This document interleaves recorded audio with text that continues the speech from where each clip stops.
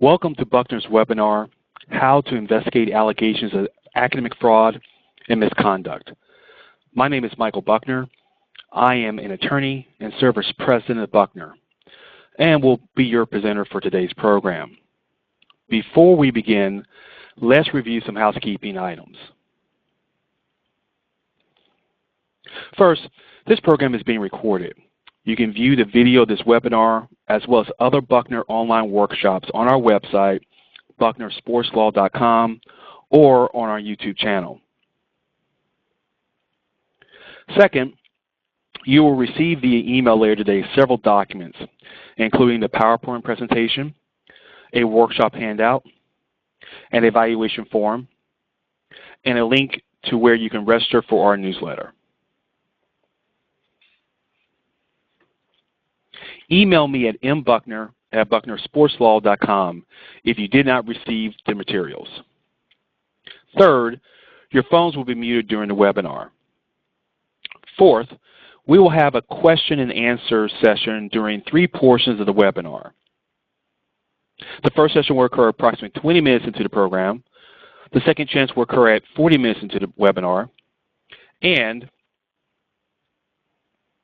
the final option will be done at the end of the webinar. If you would like to ask a question, email it to mbuckner@bucknersportslaw.com. The members of the panel will answer as many questions as time permits. Finally, if you cannot see the PowerPoint slides through the Meeting Burner webinar system, exit the system, and when you log back into Meeting Burner, be sure to download the screen sharing app indicated on the screen. Now let's begin. The objectives of today's program is to review the strategies, best practices, tactics, and just going over any other information that will assist you conducting more efficient and effective investigations of alleged academic misconduct. The source of information that we're going to use during today's program is the firm's experience conducting academic misconduct cases at colleges and universities. Secondly, our ongoing research into developing better and more efficient investigative strategies and techniques. And lastly, our discussion with industry experts and practitioners, especially those who have experience and knowledge in academic misconduct cases. Our agenda is going to be as follows. We're first going to define academic misconduct. Then we're going to do a very general overview of the steps in a typical internal investigation. Then that will lead us into exploring specific strategies using the fact pattern from one of our recent academic fraud investigations. And we'll go into the fact pattern and then actually specify exactly how we handled the investigative aspects of that case. Then we will discuss other strategies using examples from high-profile academic misconduct investigations from other colleges and universities that have been reported in the national media in the last few years. And lastly, we will review some legal, administrative, and operational issues involving student disciplinary hearings. Now first, let's go in and define what is academic misconduct so we can get a baseline exactly what are we talking about in terms of this webinar. Well, I'm going to use an excellent resource from the Texas A&M University Library System from the Academic Integrity and Plagiarism website to define, for purposes of our webinar, what is academic misconduct. Well, there's always some confusion between what is academic misconduct and plagiarism and other forms of academic illicit behavior. So let's define what is academic misconduct. So academic misconduct can take several different forms, including cheating, which is the intentional using or attempted use unauthorized materials, information, notes, study aids, or other devices or materials in any academic exercise. Fabrication is making up data or results and recording or reporting them, submitting fabricated documents. Falsification is the manipulating research materials, equipment, or processes, or changing or omitting data or results such that the research is not accurately represented in the research record. Plagiarism is the appropriation of another person's ideas, processes, results, or words without giving appropriate credit.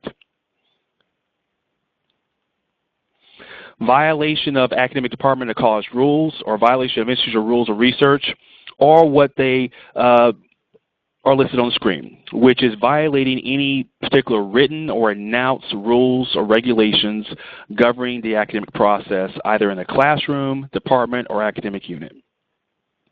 So the purpose of this webinar is to go over strategies to investigate any of those forms of academic misconduct.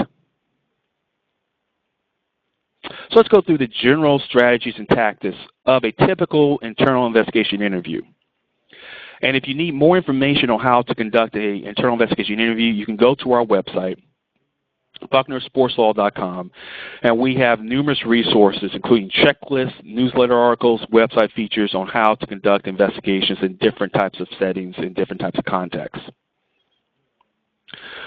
So in terms of a typical investigation, you need to have an internal investigation policy, and that's going to govern generally how you conduct an investigation in any type of context, in any type of situation.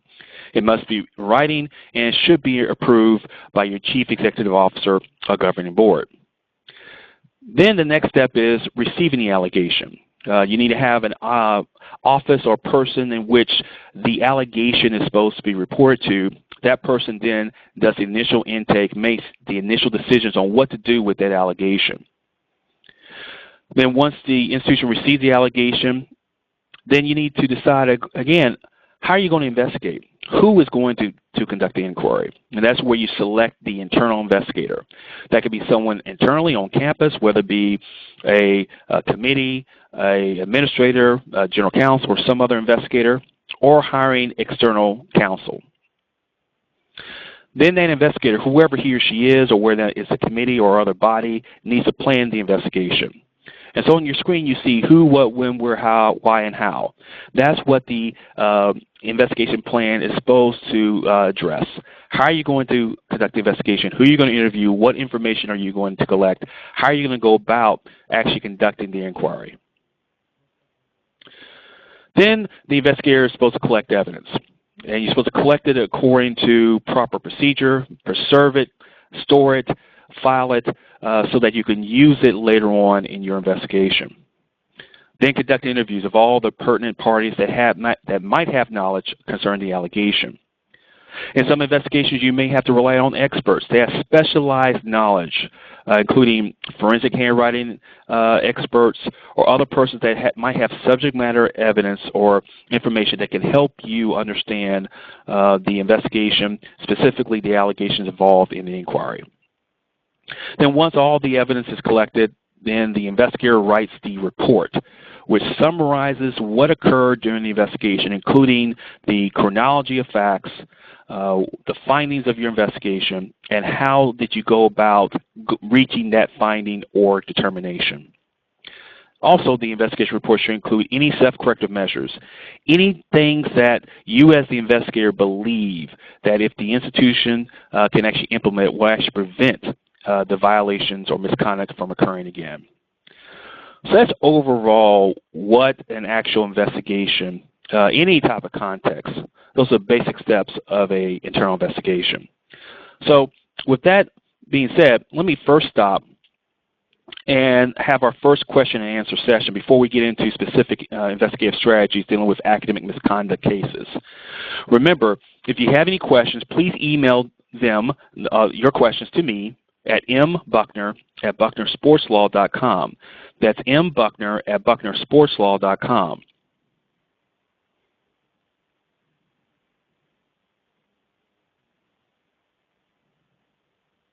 Okay, I've just checked our email system, and there's no emails at this point. Again, if you have any questions for me during this webinar, you can email them to mbuckner@bucknersportslaw.com, and we'll have a second and third question and answer session later on in the program. Let's continue. Let's go on to talk about specific strategies, consideration, and tactics from a case that we handled a few years ago dealing with academic misconduct. And we're going to use that fact pattern from that real-life case to illustrate specific strategies that you can use or consider using when you're conducting academic misconduct investigations. So the case involved a history professor. He submitted a letter to my client's my client's executive vice president. And in that letter, the professor alleged that a women's track and field student athlete violated the school's academic misconduct policy during some chapter examinations. So after every single chapter he would review, he would do an exam for his class. And so he said that during those examinations, she actually cheated during those tests. He also said that after she received an F, she then changed sections to another professor's section in order to avoid the possible failing grade. But the professor alleged that she did it improperly and did not follow institutional procedure when she changed sections. So with those allegations and with the seriousness of the allegations, and because it involved a student athlete, my client decided it's probably best to hire outside counsel. So they hired us to conduct the investigation. So the first step, especially when you involve student athletes involved in an academic misconduct case, is the first thing you have to think about, or this can be for any student that might be involved in extracurricular activities, whether it be band, Greek life, other outside groups that require eligibility in order to participate in those activities. But for this example, we're dealing with a student athlete. So the first thing you have to think about, if it's dealing with academic misconduct and that academic misconduct, if true, would pose that person ineligible, do you have to withhold that student from that extracurricular activity? So in this instance, under NCAA case precedent, we recommended to the client that the student athlete be withheld from any athletics competition pending the results of the investigation, and that's what the client did. And that's to protect the student athlete as well as the institution, because later on, if the investigation determined that the student athlete did commit or did violate the academic misconduct policy at the institution, that if she played or participated in any type of track and field meets, that she would be ineligible while playing, would impose liability on the institution. So the institution, since I was external counsel, they assigned campus personnel to assist me during the investigation, and those institutional personnel collected evidence or assisted in collecting evidence that I directed, as well as arranging campus interviews when the interview process actually occurred. We also advised the NCAA enforcement staff of the allegations since there was a student athlete involved. And we also provide our client notice of their duty to preserve relevant documents.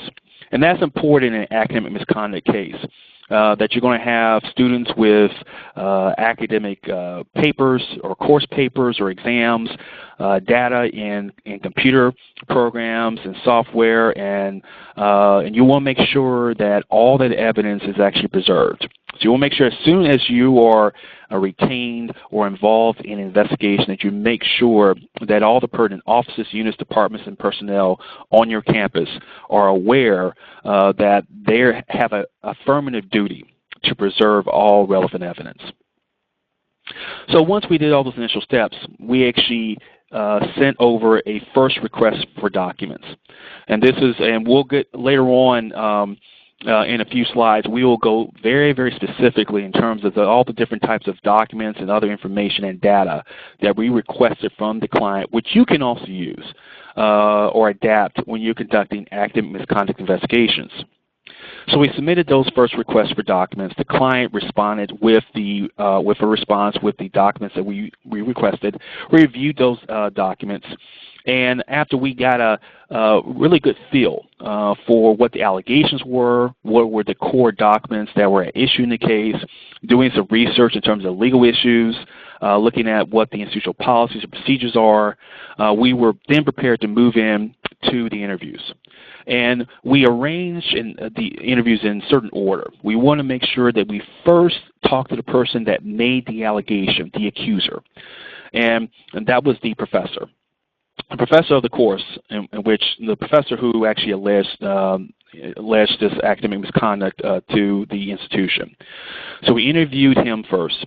Then we interviewed the registrar, the department chair, the chair of the department that the professor would belong to, the track coach, and as well as the dean of which the department was a part of. And we also interviewed the professor of the new section, the section in which the student athlete allegedly transferred into, or the alleged improper transfer into the new section. We also interviewed the athletic academic advisor, the one who was in charge of the student that assisted her during her stay as a student athlete, advising her academically. And finally, we interviewed the student athlete. So those are the core individuals based upon the allegation that we had, the information that we had at the time that had pertinent knowledge. And we organized in a way in which the target of the investigation, which is the student athlete, was going to be interviewed last, so that all the individuals that we interviewed before then had information or some information, so that by the time we interviewed the student athlete, we had sufficient, what we felt at the time, sufficient knowledge in order to provide questions or pose questions to her regarding the allegation. Well, what we found out during that initial round of interviews were that there were some additional details that were not disclosed in the allegation letter or in some of the documentation that we collected. And so after the first round of interviews, we actually put together a second request for documents and submitted that to the client. And those document requests related to new issues or new details of the allegation that we learned during the first round of interviews. The client responded to that second request with additional documents and data, and based upon the analysis of that information, as well as the information from the first round of interviews, we then went back to campus and conducted a second round of interviews. And we learned that there were additional persons that might have information in the first round. So the second round of interviews was where we actually went in and talked to other people that we may not have had an opportunity to during the first round because we didn't know that they were involved. So we talked to the department secretary who may have knowledge about the case.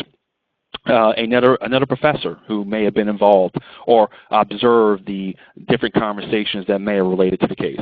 And we did a second interview of the professor that made the allegation.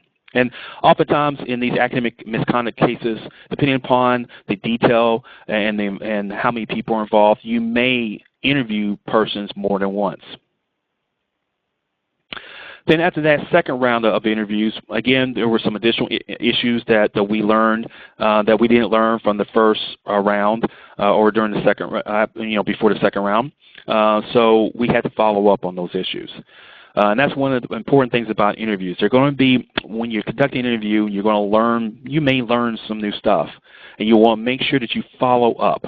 Either follow up by asking for more information and data, follow up with doing additional interviews, follow up by seeking expert opinion, or doing additional analysis and research regarding the information that you collect during your interviews. So we submitted a third request for documents. The client responded with additional documents and data in response to that third request. And we felt at that time we had enough information from all the three rounds of document requests and the 2 rounds of interviews. We then went to talking to expert witnesses. And I'll get into this later, but this academic misconduct case involved an interpretation of what the student athlete did before and during her chapter examinations. And because of that, because there's a cultural issue, this student athlete was from the Bahamas. So We talked to the curriculum specialist, and we talked to a teacher from the Bahamas that was actually teaching at a university. But she had an educational background from a secondary educational background. And through both of those individuals, the curriculum specialist also taught or interacted or was coaching teachers in the public school system that had students from the Caribbean islands. So from both of those two experts, we learned the background about the root method of studying.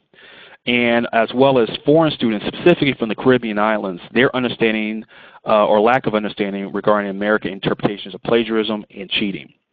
And so we got all those details behind that to provide, hopefully, the student athlete's actions or her perceptions of her actions in the proper context. And again, if you have a regulatory agency involved in any type of academic misconduct case, you want to keep that regulatory agency involved. And then at this point, we provided status reports to the NCAA, not only at this stage, but throughout the process. So I promised that we would talk about the actual specific evidence that we collected.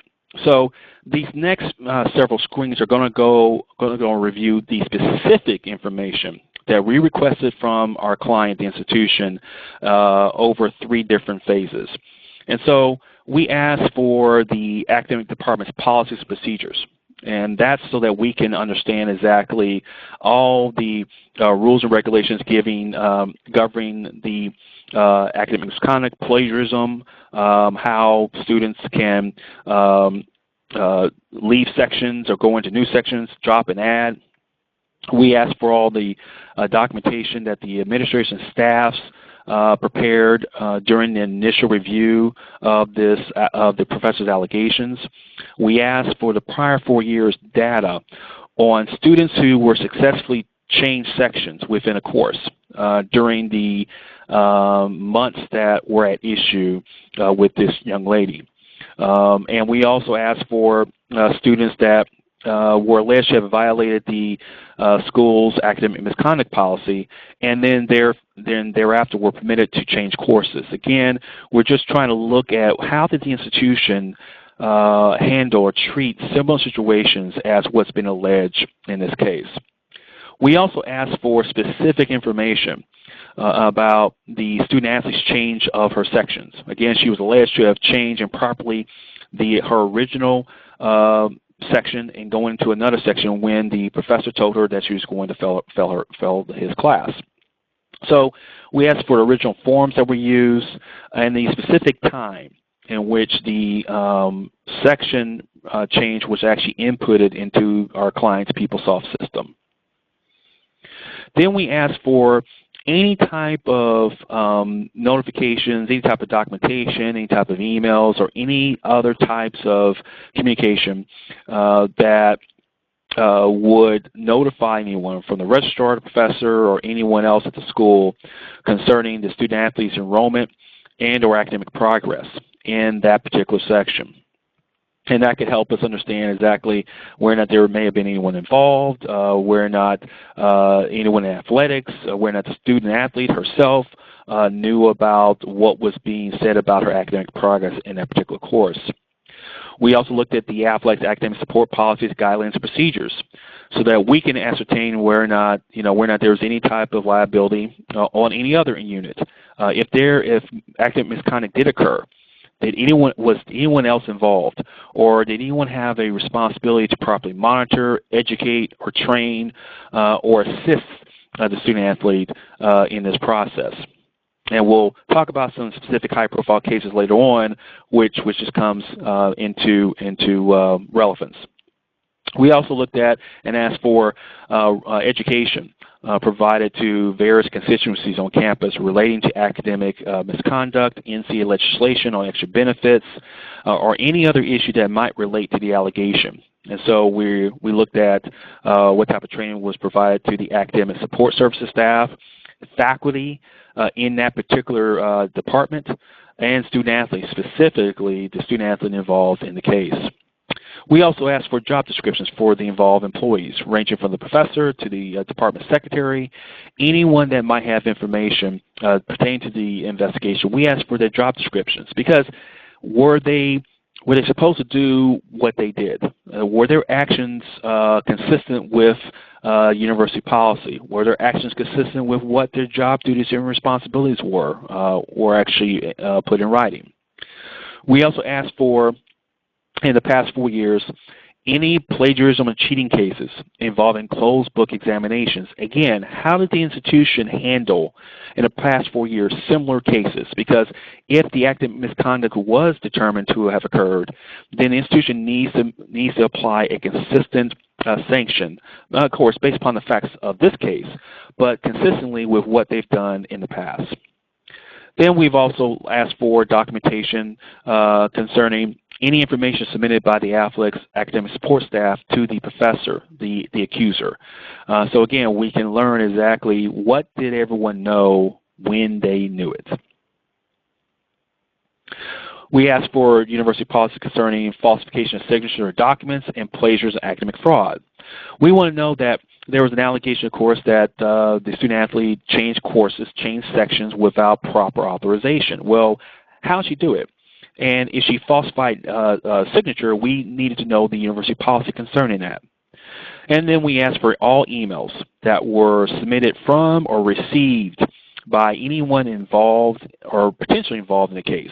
That includes academic support staff, faculty, coaches, student-athletes, the registrar, academic department heads, anyone that may have either authorized a section change, made accusations, or was related to the target or was the actual target.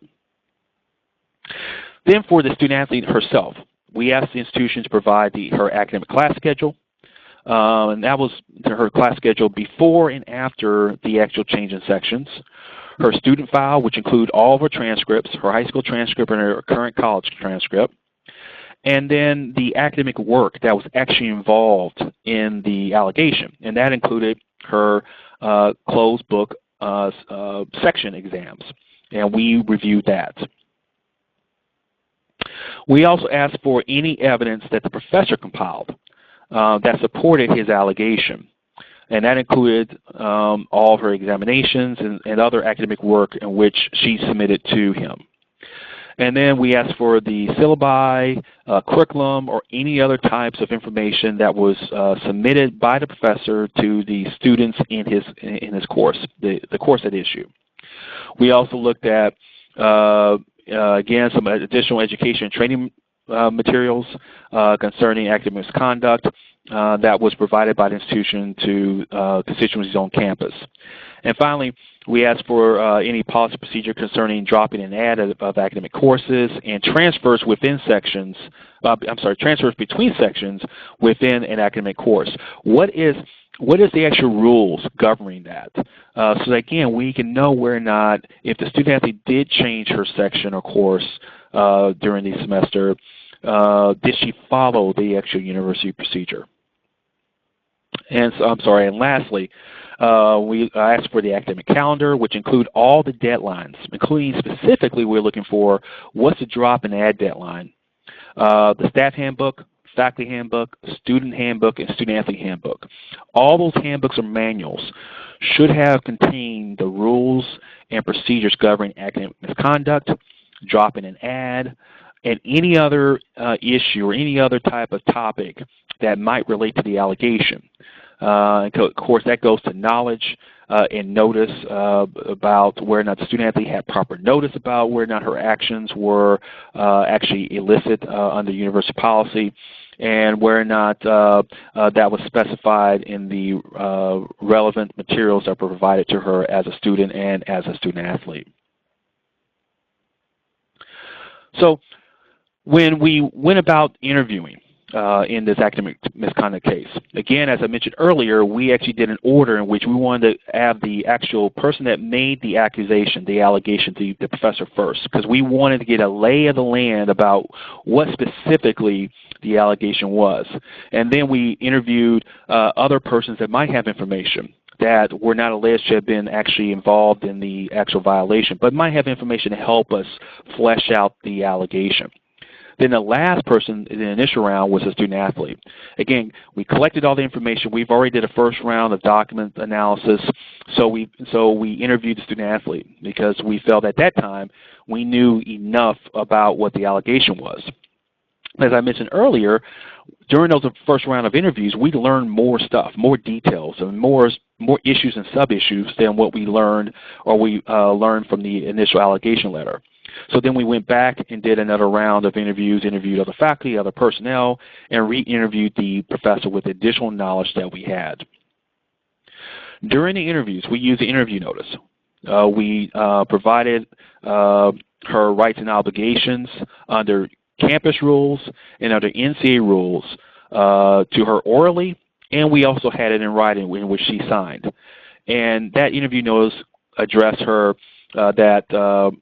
her obligation to provide truthful information under university rules and other NCA rules, and that the information that she provided us during her interview could be used in a subsequent hearing at the institution.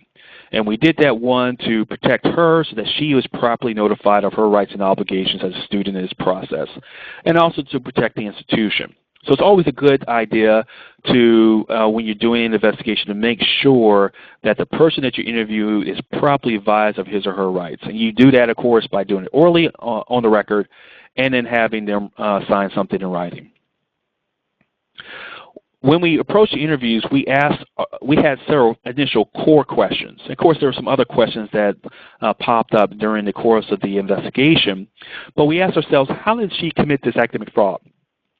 What was the manner in which she did it? The professor saying that she cheated in a course, in a closed book chapter exam, and that he actually was walking around in the class. So if he was monitoring and walking around in the class, how does she actually commit fraud? How does she cheat during that exam? So that was one of the core questions that we had to have answered. The second one we asked is, was the institutional policy procedure used by students to change or transfer between sections in a course during that particular term?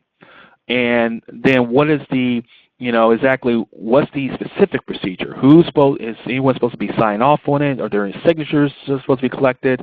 What's the timetable? What's the deadline? So that's the second set of general questions. Then the third one was, what communication, if any, occurred between athletic department employees, Department of Humanities employees, or any other unit on campus concerning the transfer or change between sections of the student athlete. And then lastly, what benefit? If the student athlete did all these things, commit academic fraud or change sections, what benefit? What was her motive for changing, transferring sections at such a late date in the academic term? So as we approach initial interviews, those were the broad questions that we needed to have answered through these interviews. And so that's how we recommend that you guys approach those those academic misconduct investigation interviews. Is you want to be able to do enough research before you actually start the process to say, okay, what's the purpose of this interview? What's my end goal? What's my objective? What information do I want to get from this interview? By the time I finish, turn off my digital recorder. What questions can I ask or answer to myself that can help me understand the allegation and further the process, the investigative process? Then there are other questions or issues that we came up during the interview process and during the investigation that we wanted to make sure that were addressed during the interviews, among other questions, of course. What were the professor's policies in his class? Did the student receive those policies? And did she understand them? Or did she have any questions concerning them? What was the manner of the professor's instructions in the course? Did he say something or permit the student to do something that he didn't permit other students to do? Did he permit her special permission or instruction to take the course differently than other students? So we wanted to know exactly how did the professor handle his course. And then the examination process. Did the professor actually observe the student athlete cheating? And then how did he monitor the examination process? Did he sit in the front of the room? Did he walk around in between the chairs? How did he go about when he was observing? So we wanted to know all that because that pertained to how did she cheat, if she did cheat. And then recollection of conversation between the professor and the student-athlete.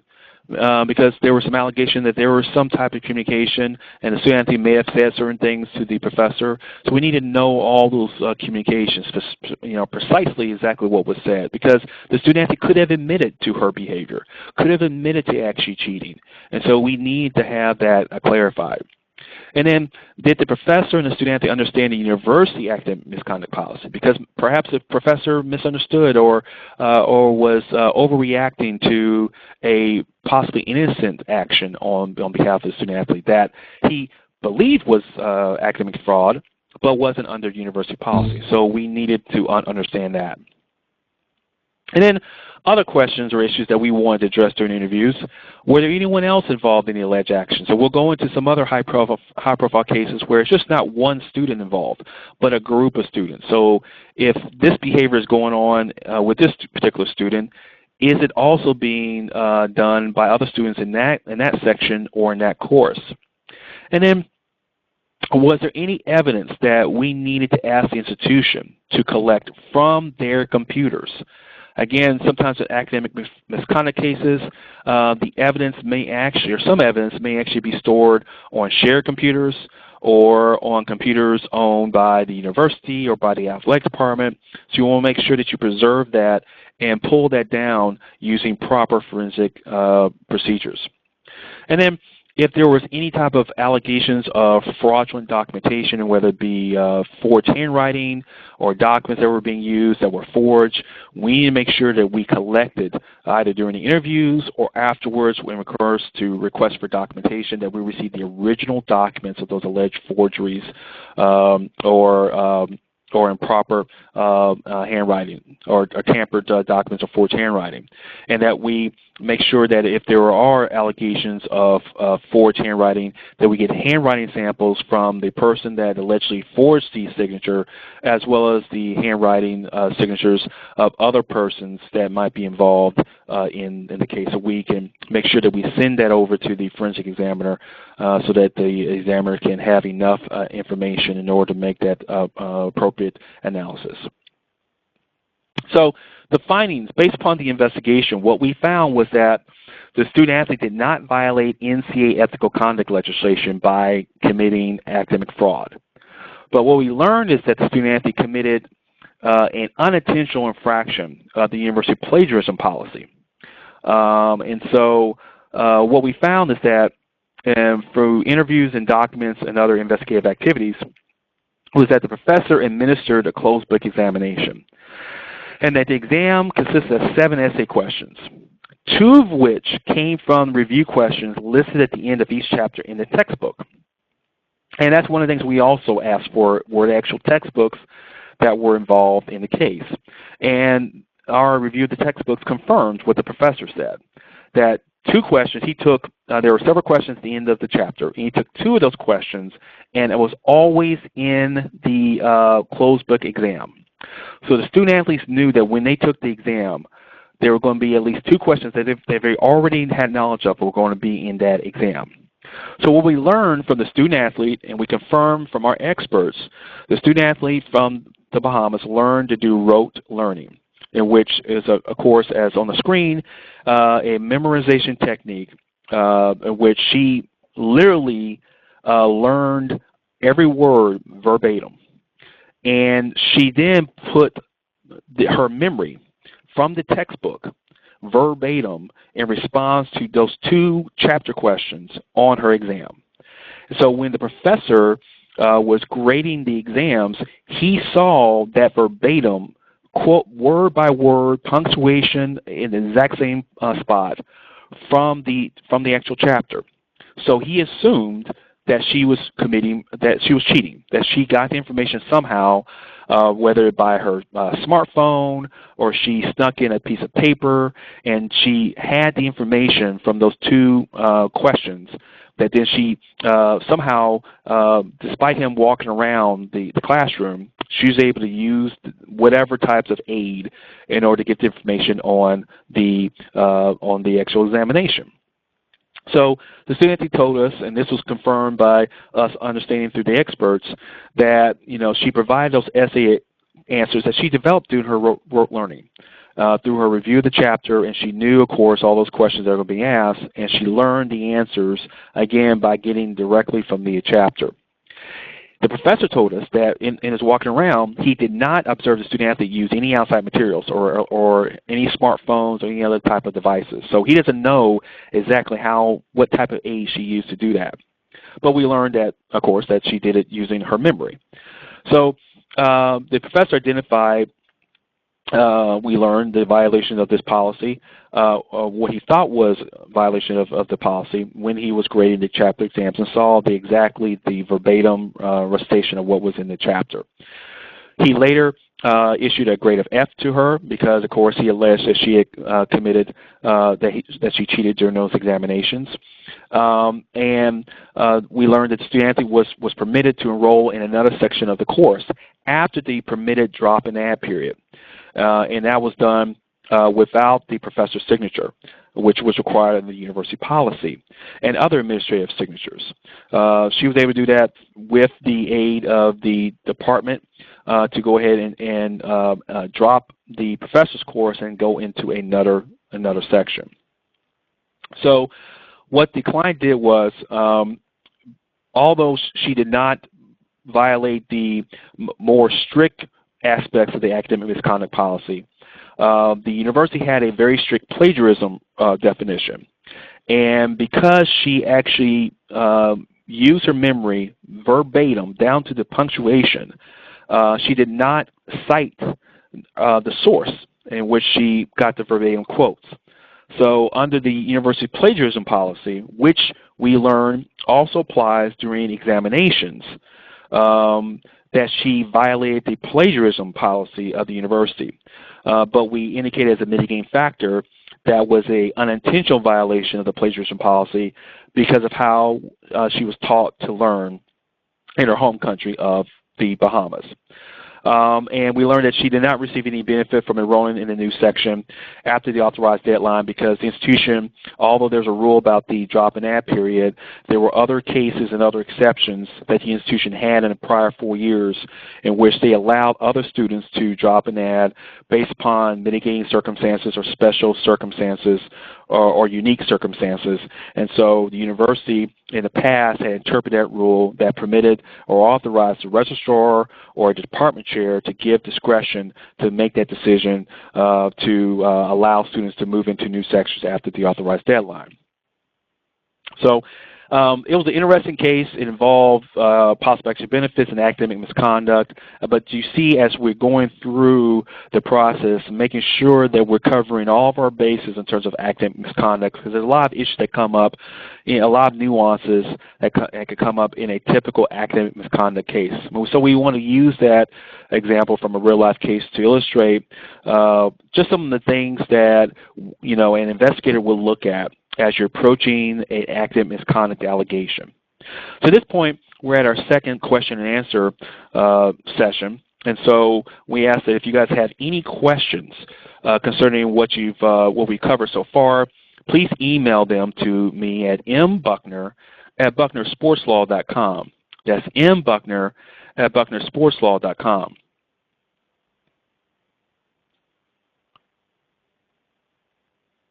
Okay, I'm checking my email system, and there's no questions for me at this point. Again, if you have any questions, email them to mbuckner@bucknersportslaw.com, and we will review them at our third and final question and answer session. So let's look at examples from recent academic misconduct cases that were high profile. And what I mean by high profile, they are reported in the either local media or national media. And in these next few slides, I'm going to go through some of these fact patterns. I've taken out any type of proper names or names of the universities because it's not important about where they occurred, but what's important is what actually did occur, so we can learn from these fact patterns. So the first one was there was a situation in which a provost, a university provost, and a business school dean improperly awarded a degree to a daughter of a governor, state governor. And when the allegations came to light, the university retained or appointed a investigative panel, and they did an investigation. And as we talked about earlier, you as a university can determine who's going to conduct the investigation. Whereas you'll have an administrator, a lawyer, general counsel, or appoint a panel to do that investigation. This is what this university did. So they learned that the provost, dean, and others met to discuss awarding this degree, and they decided to go ahead and do that without having the necessary coursework in order to support the actual decision. So they decided specifically, and I'm quoting, and explicitly, the participants at the meeting did not discuss the specifics of students' actual courses or coursework during the meeting. So the decision was made that despite her not having satisfied all the necessary requirements, that the degree was going to be issued. So some of the strategies that you would think in that type of situation is what's the policy on awarding degrees? Are there any exceptions permitted? Making sure that you collect all the academic coursework and interview the necessary pertinent people involved in that case, whether from the student, the administrators, provosts, and those who were involved in the actual discussions to actually award the degree. There's another case involving final examinations. And similar to our case, that we went over, where we looked at what is the university academic misconduct policy regarding tests or examinations. This is a also similar situation where the university in the student handbook said collaboration in the completion of examinations is always prohibited. And in this particular instance, the university permitted, this one particular course, permitted students to actually do the final examinations outside of the classroom. But of course, they understood and they were advised that collaboration between each other was strictly prohibited. Well, one of the teaching fellows of the course looked at the examinations and saw some red flags. And the teaching fellow told the professor, and the professor brought the allegation to the faculty administrative committee. And the committee looked at it, and the committee reviewed all the take-home exams. And out of the take-home exams that they reviewed, nearly half of the students either plagiarized or inappropriately collaborated amongst each other on the answers on the actual exam. So some of the strategies in that type of situation is, again, checking all academic coursework and looking at the red flags, social media, because students during this generation, they're going to be talking on social media about what may have occurred, or there may be some hints in social media that can give you some additional leads in terms of looking at information. You always need to find a ringleader. If you have a group of students that are involved in academic misconduct, there's going to be one person, at least one person leading this type of effort. And you're going to find that at least there's going to be someone that's going to tell you what actually occurred, either because they're scared of the consequences, because they have a remorse, or because they may not be directly involved in the allegation or the actual illicit activity, but they know of the information. So you will be able to make sure that your interviews cover enough people that you can find that person that can tell you exactly the inside scoop on what actually occurred. Grade changes. We've done grade changes cases in the past, and in this particular instance, the university identified over 500 students who had their grade changes. And the university learned through their investigation that the students paid a worker in the registrar's office to change grades. We had a similar case in which student athletes had paid a registrar's employee to actually change grades. And so these actually occur, are not necessarily commonplace, but they do happen. The strategies that this university used and what we've used in those type of grade change cases is to use the auditing function of the actual grading program that the university uses. The program should have an auditing function which will be able to let the investigator know exactly who actually inputted the actual grade change, what was the date, and what was the time. Also making sure that the grade change and incomplete policies have been followed. That although there may be some red flags over some grade changes, those grade changes may have been done properly, or they may not have been done properly. But you need to be able to understand the actual policy behind that to determine whether or not there's been any type of illicit behavior. Also, checking whether there's any extracurricular connection. Because if you have a group of students that had some possible grade changes, were they from the same sports team? Were they from the same sorority or fraternity? Were they from the band? Or were they just from students from the same course or from the same section? So you want to be able to make that connection, because that can also help you to understand how widespread the actual academic misconduct is. Then you want to make sure checking signatures on any grade change forms. If your grade change process requires actual handwritten signatures, making sure that all the signatures were required and they were all legitimate signatures. Term papers. There was another high-profile case in which in an intro physics class that has about 300, 500 students each semester, there was a possible academic misconduct case. A student from a prior semester came to the professor and told the professor that her grade on her term paper from last semester was low, and that there were others in her class that had higher marks, and those higher marks were there because they had cheated. So the professor designed a computer program, and that computer program detected similarities between term papers from other students, and he found that approximately 122 students had cheated. They had improperly collaborated or committed plagiarism on those term papers. So the strategies from that particular case is that using technology. There's a lot of great programs online which you can use to detect plagiarism, other type of academic misconduct issues. And so you want to be able to, in order to have the most efficient, effective investigation, use the ease of technology to assist you, as well as also doing manual evaluations is also helpful. Use of the internet.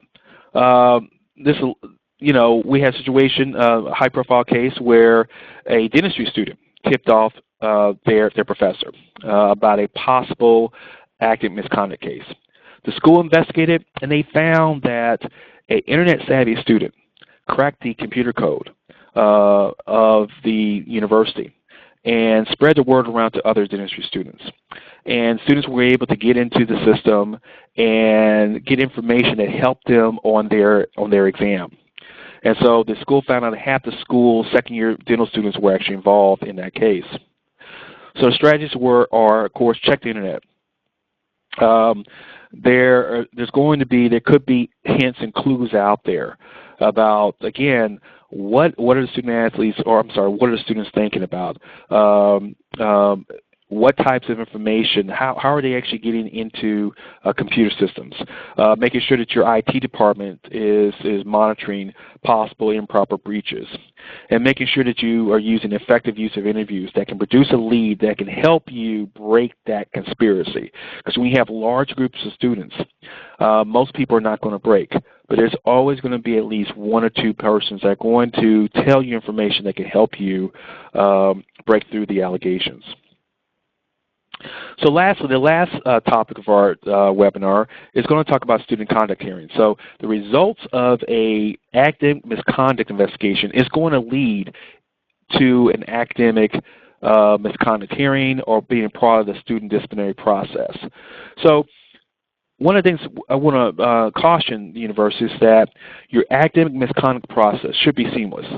That means that you need to understand from the time that the allegation is alleged through the fact-finding investigative process, the decision on what needs to be done, the hearing and appeals process all need to be seamless.